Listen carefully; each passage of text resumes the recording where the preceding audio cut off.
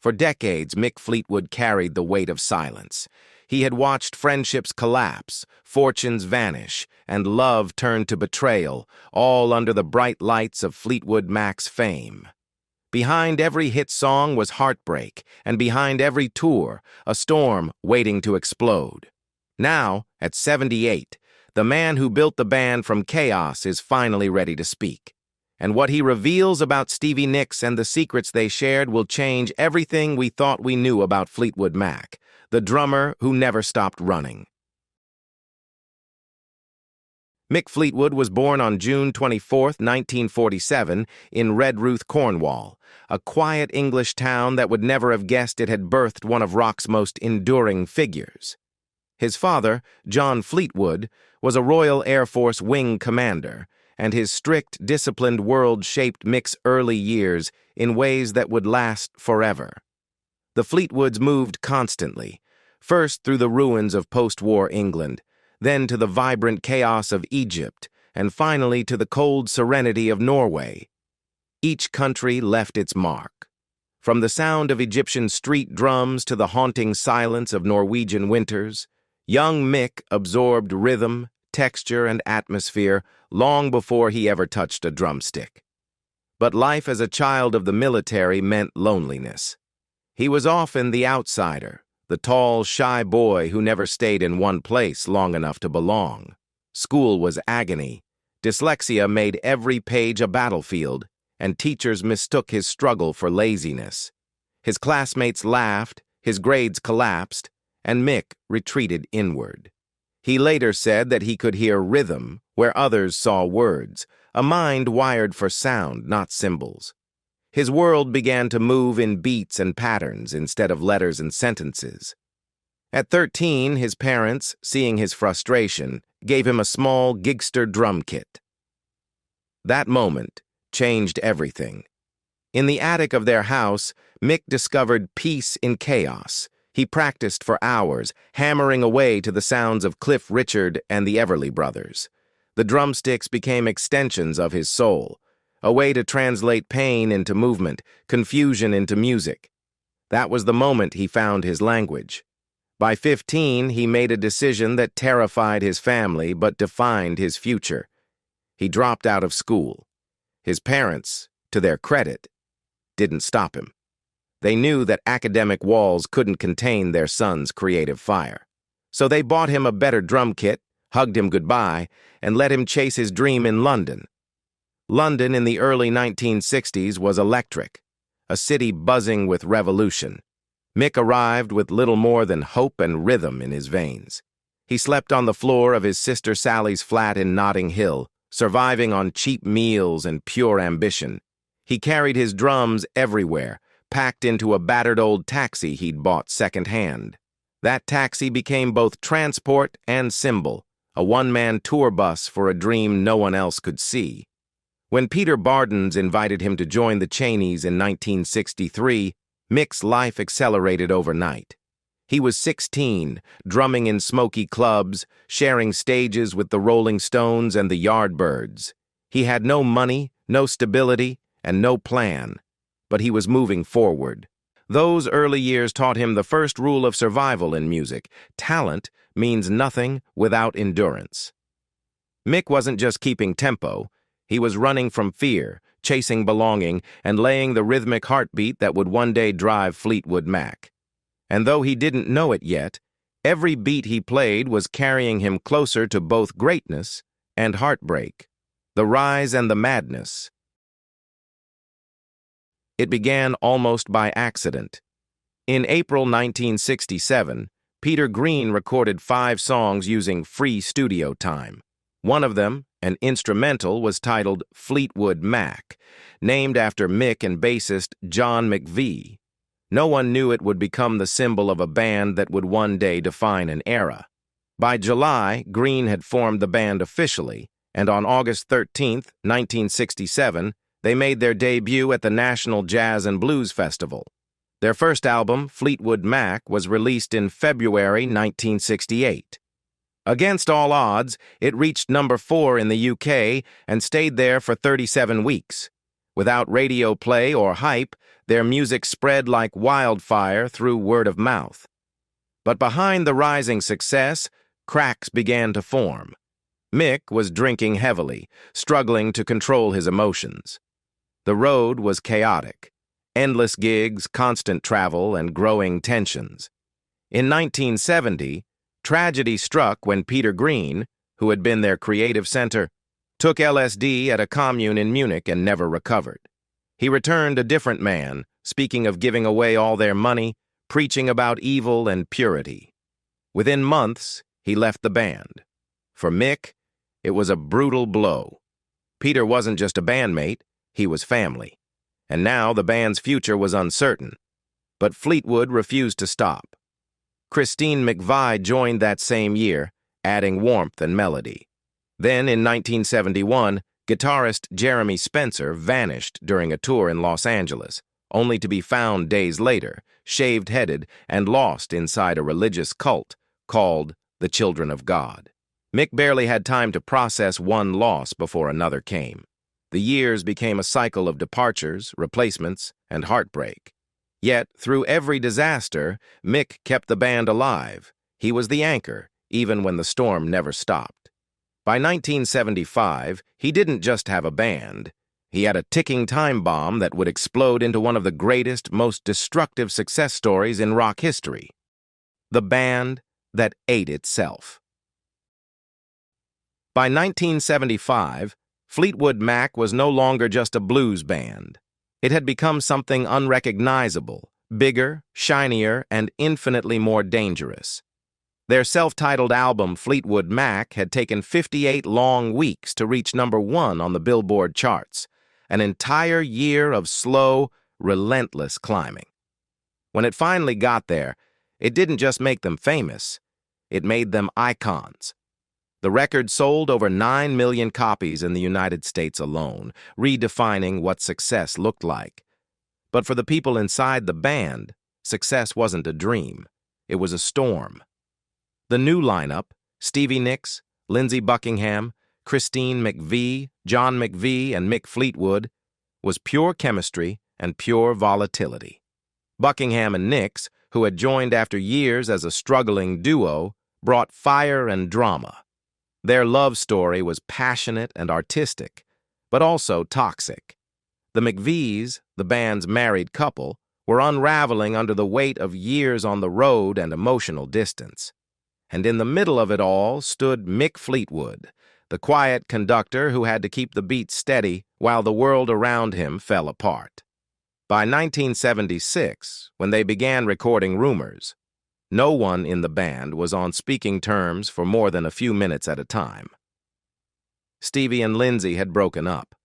Christine and John were finalizing their divorce. Mick had discovered that his wife, Jenny Boyd, had been having an affair with one of his closest friends. They were all sleeping in separate rooms, showing up late to the studio, numbing themselves with alcohol and cocaine just to survive each session.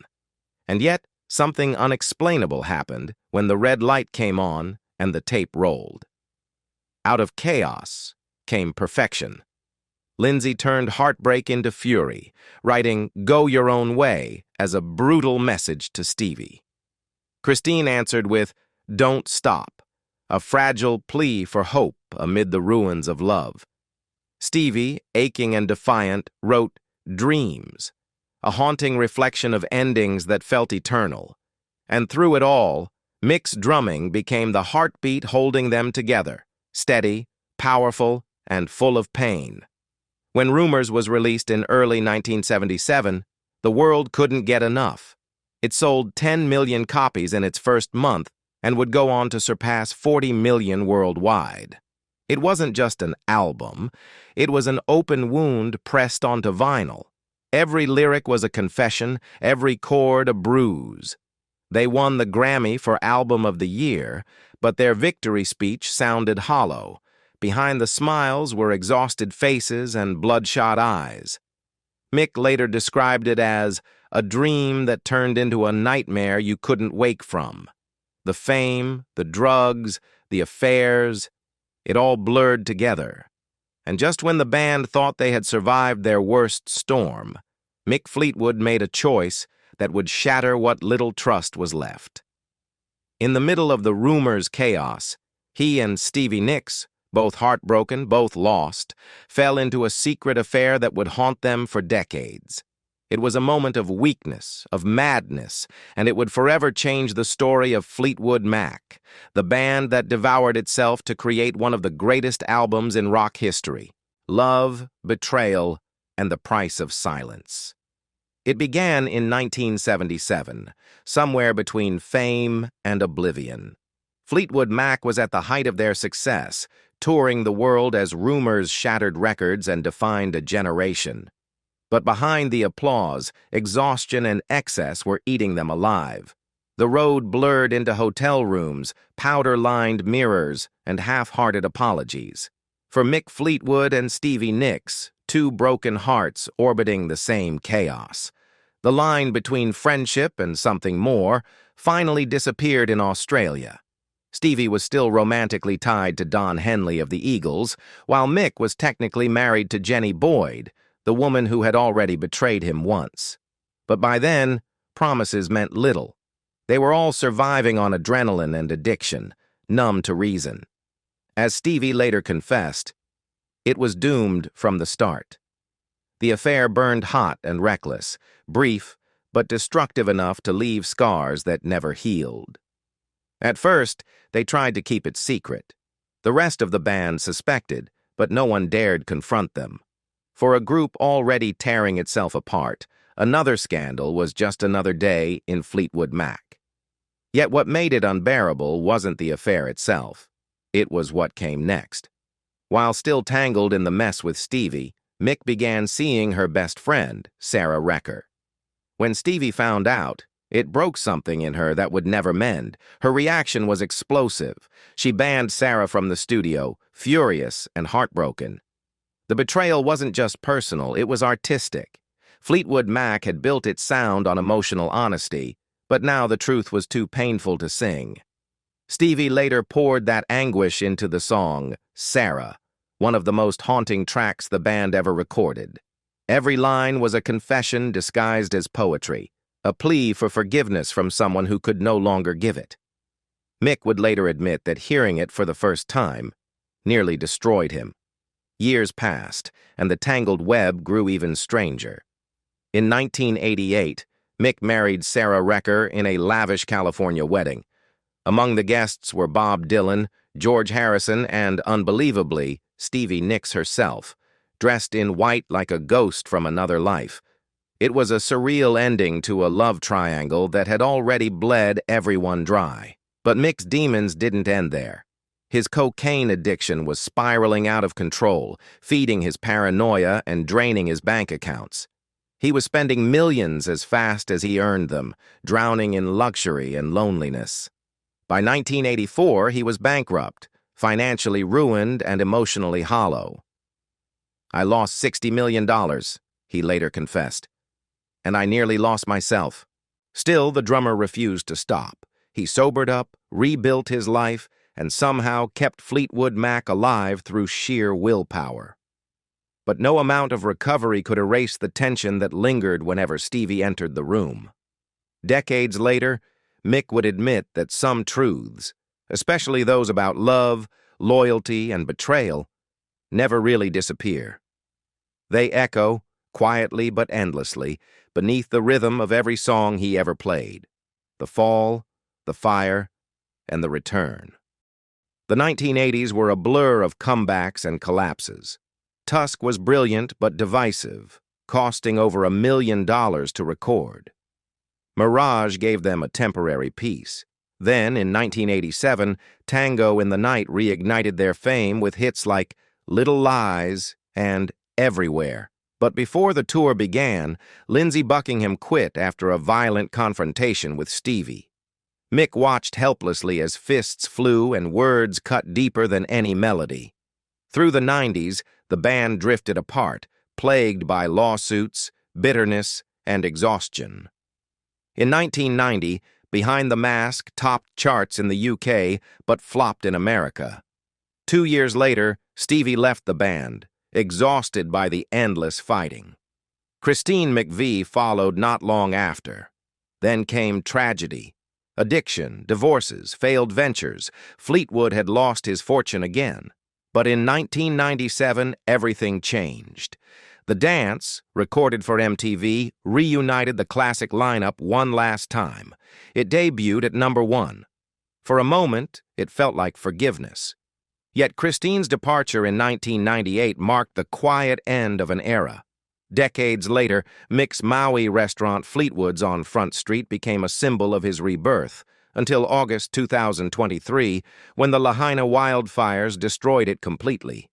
He flew back immediately, helping his staff who had lost everything.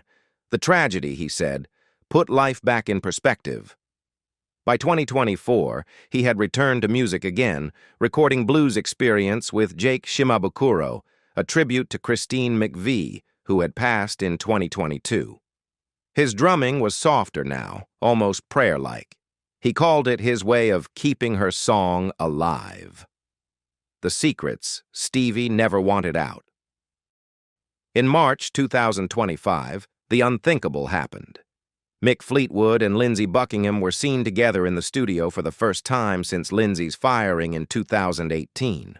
What started as a reunion for Mick's solo project turned into something else entirely, a reckoning. According to producer Carl Falk, they didn't just talk about music. They talked about the betrayals, the affairs, the years of silence, and the truth Stevie Nicks had tried to bury.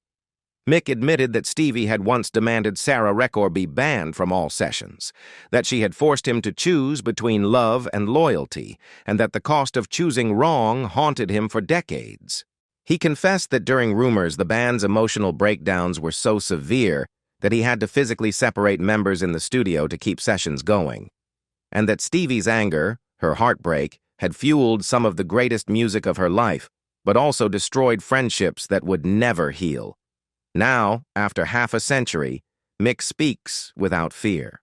"I've made peace with everyone," he said in 2025, "even the people who won't forgive me." As for Stevie, she has stayed silent. But those close to her say she watched the reunion from afar, torn between love, resentment, and the ghosts that refuse to fade.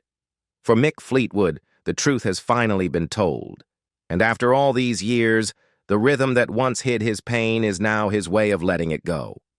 The band survived fame, betrayal, addiction, and loss, but never escaped its own secrets.